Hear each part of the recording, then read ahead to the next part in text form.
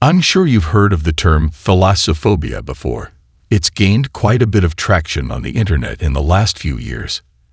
And for good reason. You see, a phobia is usually used to describe a fear that is irrational or exaggerated in nature. But I can assure you, there is absolutely nothing irrational or wrong with fearing the sea. It is, quite literally, an abyss, a vast, endlessly deep, impossibly dark, and hostile place. The pressure, lack of light, and many other hostile conditions make it a recipe for a place you shouldn't want to be. And yet thousands of people go diving every year, and thousands of people take cruises. That's not even mentioning the people whose literal job it is to venture deep underwater in submarines for research or militaristic defense. Anyway, the two incidents I'm about to share are something I've kept to myself for far too long now, but you'll soon understand that I can't exactly say these things to friends, family, or even a therapist, for that matter, lest I want to be labeled as deranged. I guess it all starts back when I was in elementary school. It couldn't have been past 4th grade if I recall correctly. If I seem a bit fuzzy on some of the details, just bear with me. It's been well over 30 years now. I had been in an after-school swim course for what I recall being several weeks up to that point, and I had finally passed the test that would allow me to go swim and take lessons in the deep end of the pool, which was just about 11 feet at its maximum depth. The main reason I wanted to be over there was that my friends at the time, whom I had deemed to be the coolest people in the world, were already in the deep end. So you can imagine my excitement when I showed up to my first class, where my name was on the board for the deep end lesson schedule and outline. Things went as normal for the first several minutes. The instructors went over the plans for the day as well as a game we would play at the end on the condition we stayed on our best behavior during the actual lessons. It's easier said than done for a bunch of rowdy elementary schoolers, but hey, kids are going to be kids. My first task of the day was practicing proper diving form. We would go up on the starting blocks one by one and dive in. After the dive, the instructors would give us feedback and pointers as to how to improve. I was beyond excited, but also a little nervous. The whole time the instructor was listing off directions, I couldn't help but stare behind her as she stood right at the edge of the pool. The water itself was a deep cobalt blue. It had a murky yet paradoxically clear appearance. The lights at the bottom only helped to further illuminate its eerie depths. Nonetheless, I brushed off my unease at the time. After all, it was just a pool. What could possibly go wrong? My time eventually came to do my dive. With my friends cheering me on as I got into the best form that I could muster, I looked down below me, watching as the blue abyss patiently awaited my presence. Something just felt off in that moment. I couldn't quite put my finger on it, but I knew something didn't feel quite right. Nonetheless, I had eyes on me, and the last thing I needed to do was hold up the rest of the class. So I lunged forward and dove in, the crashing sound of the splash distorting as I sank below the surface. The water was a cool, soothing sensation on my skin. My eyes were closed as I allowed myself to sink several feet below the surface, enjoying the euphoria of the depth. But I knew I couldn't stay under for too long, and I didn't want to be reprimanded by my instructor. So I opened my eyes, intending to look up and return to the surface of the water. But instead, when I practically broke my neck to peer at the surface, I couldn't help but let out a bubbly and frightened gasp. Above me, the surface didn't look like it was only several feet above me, but instead dozens, well over 40 or so feet. My mind wasn't even trying to wrap around how that was possible. I was too busy beginning to panic. A panic that was only cranked up to 11 when I went ahead and took a look both below and around me as well. When I darted my head both left and right, there were no pool walls, patterns, or tiles in sight, but instead, I was greeted with a seemingly unending void of cobalt blue. Nothing but water in every single direction. If I was truly as deep as I predicted, surely my ears would have popped, and I would have felt something on my young, fragile body. But no, there I floated. I seized the moment to look down. A mistake so horrifying and stress-inducing that I'm pretty sure it ended up costing me a few years of my lifespan. Below me, I couldn't tell if the water was hundreds, thousands, or tens of thousands of feet deep. All I could really see was the blue slowly descending further and further down, all the way until it became pitch black, a tried and true abyss. And there I was, suspended right in the middle of it. The time that passed was only a matter of several seconds, but those seconds felt more like minutes in the silent depths. I quickly turned my attention back up to the surface and began to desperately kick my way up to it. Bubbles emerged and almost clouded my vision as I let out futile screams for help, begging to whatever God would listen that I would escape the waking nightmare I had just found myself in. Every kick and every stroke was me holding on for dear life. The worst part about it, I could only barely hear my own cries for my mother. The surface itself almost didn't seem to get any closer, but my inevitable drowning surely did. My lungs began to burn, and I could feel myself beginning to slip away as I watched my hand pointlessly attempt to grab and clench at the surface, like I was asking for its mercy. I thought that would be my end, that I was going to perish then and there, and that my corpse would be destined to float around in the blue and black abyss. My eyes began to close once again, but in a far less voluntary manner. I could feel my lungs squeezing in an agonizing fashion by the second. Just as my vision was enclosed with nothing but darkness, just as I thought I would make my last cry for help for good, I was suddenly hit with the intense and familiar feeling of breaking the water's surface. But that wasn't all. I felt the grip of hands around my shoulders, the fingers of whomever it was pressing hard against my flesh as they pulled me upward with a forceful conviction. When my eyes reopened, I looked up and saw a sight that both relieved and deeply confused me simultaneously. It was the ceiling of the indoor pool I was just in less than a couple of minutes ago. A stern feminine voice emerged, blaring its way into my clogged ears as I began to cough up and spit out water. That was foolish and could have ended a lot worse. You shouldn't be staying under that long after a dive. You're sitting out for the rest of the day. The voice was that of my swimming instructor, and I absent-mindedly listened to what she said as I pressed my hands against the pool room floor, the solid tile beneath my hands delivering the euphoric relief I didn't think was possible. "Did you hear me, Jackson? You're done for the rest of the day," she scolded. But I was far too ridden with terror and confusion to really care about the discipline I had just received. What I did comprehend, though, was that I had just experienced something utterly bizarre and unexplainable, a quite literal call to the void. When I went home later that same day and tried to explain it to my parents, they laughed it off as the overactive imagination of a young kid. I guess I should have expected that. I learned from it, though, which is why I've told no one else since. Not until now, anyway. I can't necessarily blame my parents for being skeptical, or anyone else, for that matter. After all, I was in disbelief about it myself, despite being the one who experienced it.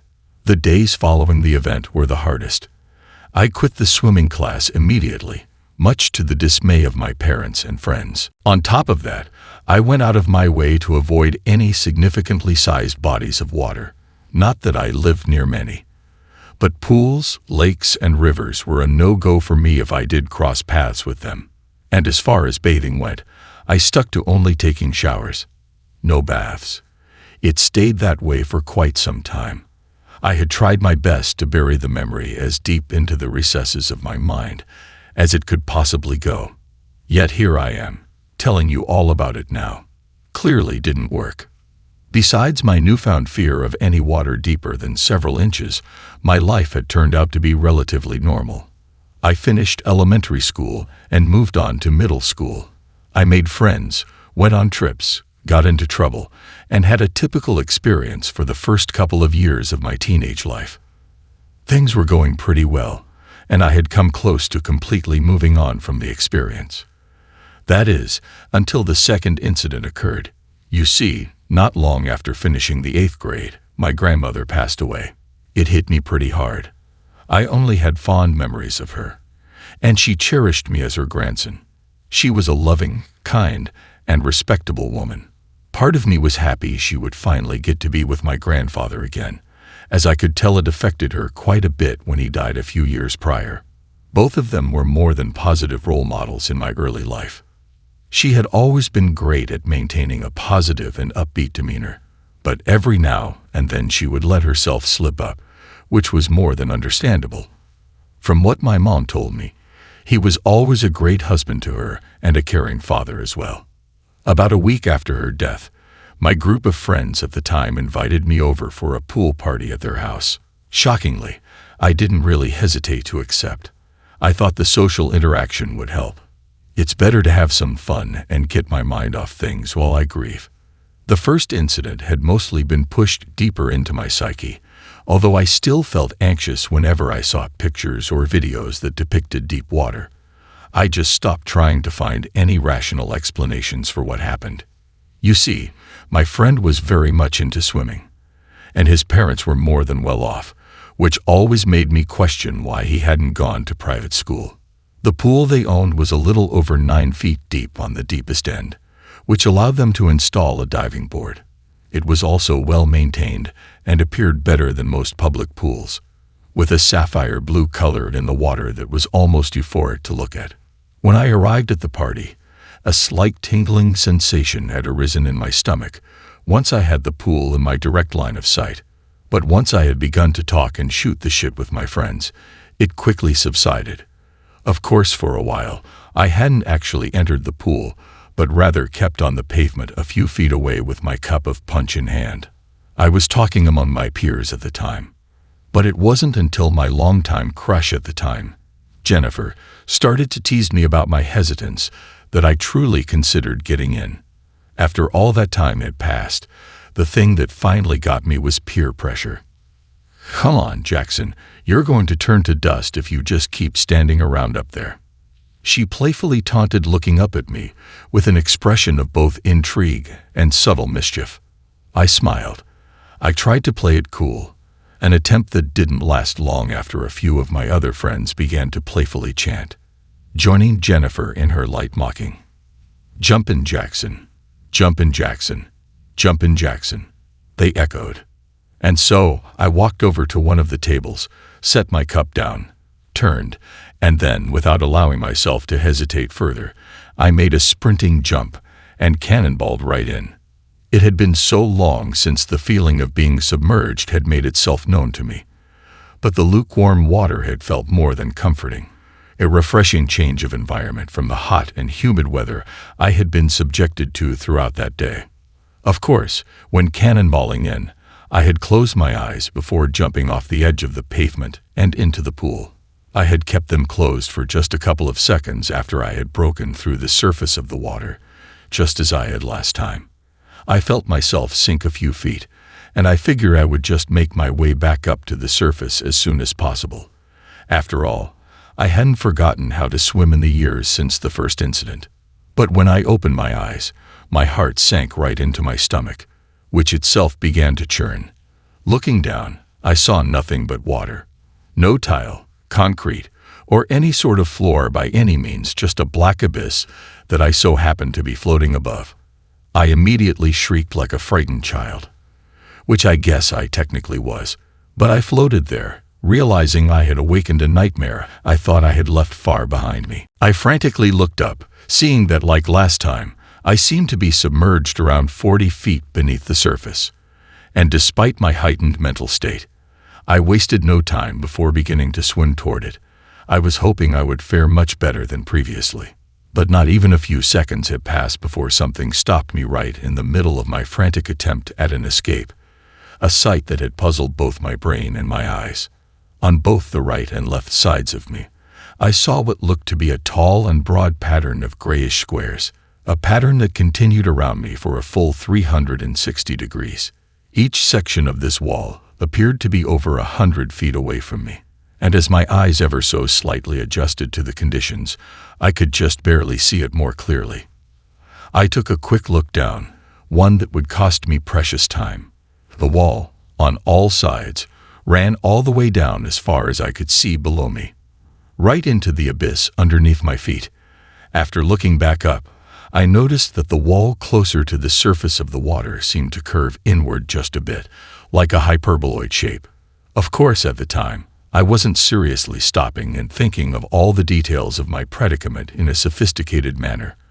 Rather, I was frantically swiveling my head, trying to figure out more about my horrifying surroundings. But as my time ticked by and my lungs began to strain, I knew I didn't have time to find answers for anything. Right then, and there is when I should have continued swimming up and never looked back, or down in this case, which might have come to pass if I hadn't heard something that made my blood freeze, as if I were in Arctic waters. Jackson. She had a weak, withered, feminine voice, one that echoed in the water around me. It sounded far too clear for it to be originating in the environment I was trapped in, as if someone were calling my name from an empty corridor rather than over 36 feet underwater. I didn't know what to think or how to process it in the moment. All I could do was glance beneath me as I kept swimming up, my legs kicking harder as my anxiety spiked, and I couldn't tell if the pain in my chest cavity was my lungs squeezing or bile threatening to burst out from my esophagus. Probably a mix of both. "Jackson, don't go.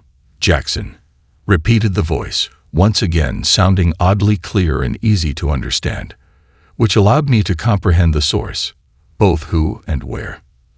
As I kept working my way up to the surface, I looked down below, and between my moving feet, I laid eyes on a harrowing sight.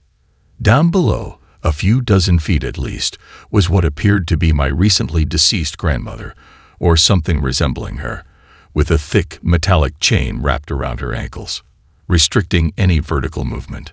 Her eyes were completely whited out as if they had been drawn in with chalk. Her flesh was severely wrinkled, and her long white hair messily floated above her head, bestowing an almost Medusa-esque look to her appearance. I knew that it wasn't her.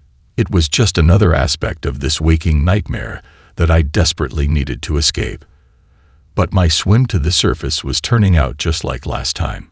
My lungs squeezed harder, and I felt my grip on consciousness slip as everything became darker. I fought the pain, I really did, but it wasn't enough, and I knew that. I just didn't want to accept it. A few more seconds passed, and everything went black. Just a simple, painful lights out. Unlike last time, when I felt myself break the surface of the water and come up in a coughing fit, I had instead abruptly awoken, staring at the night sky, the light from the stars above beaming down on me as I looked up. I felt hard pavement on my back and legs, and when I looked to both my left and right, I saw my friend, the host of the pool party, as well as a few other attendees on either side, all of them looking down on me with various expressions of concern. And just like that, I was right back where I started. The weeks following that were confusing, to say the least. I attended my grandmother's funeral, but the entire time I couldn't get the image of her monstrous counterpart I saw in the abyss out of my head. Let's just say I wasn't exactly sad when we left, as terrible as that might sound at first. I will still remember her with nothing but love and respect. But whatever this phenomenon was trying to do to me or tell me, at one point I thought I could figure it out. But sadly, years down the line, well into my adult life, I found nothing.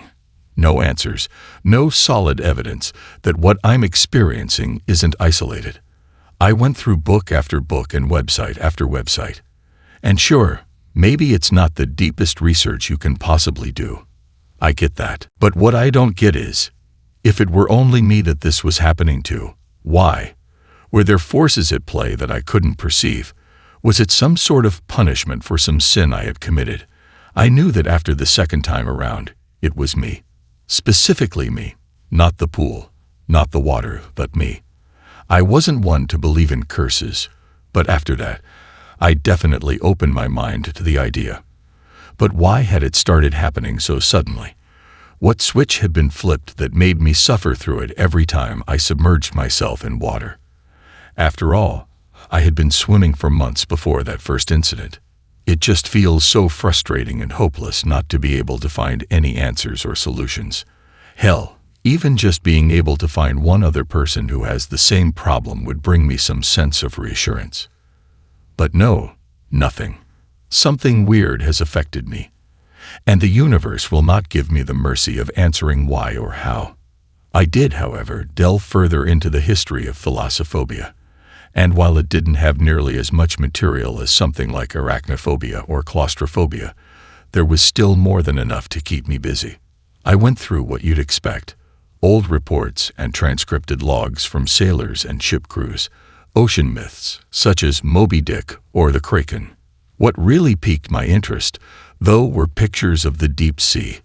Whether they were genuine or photorealistic artwork, I was given an odd, unsettling, yet morbidly curious feeling when looking at them. I pulled up several deep water photos, and each time it was just like staring right into the abyss, and it was staring right back.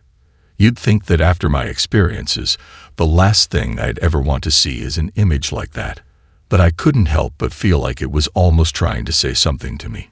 It refers to the unknowable depths. Was I going crazy? Maybe. I wasn't really sure what to think of such contradictory behavior. Some days my terror took precedence over my curiosity, and other days it was vice versa. They say that space is the final frontier, but I beg to differ. Is it bigger? Sure. Is it more empty? Absolutely. But yet, if I were forced to choose between being stranded in space and being lost at sea, I'd take the cosmos any day. At least up there, I have stars and other sources of light to help keep me sane, to help remind me that my eyesight works. But down in the deep blue, I don't get that luxury. It's endless blue and black, forever. Like a black hole, it's a void that will swallow you and never, ever spit you back out.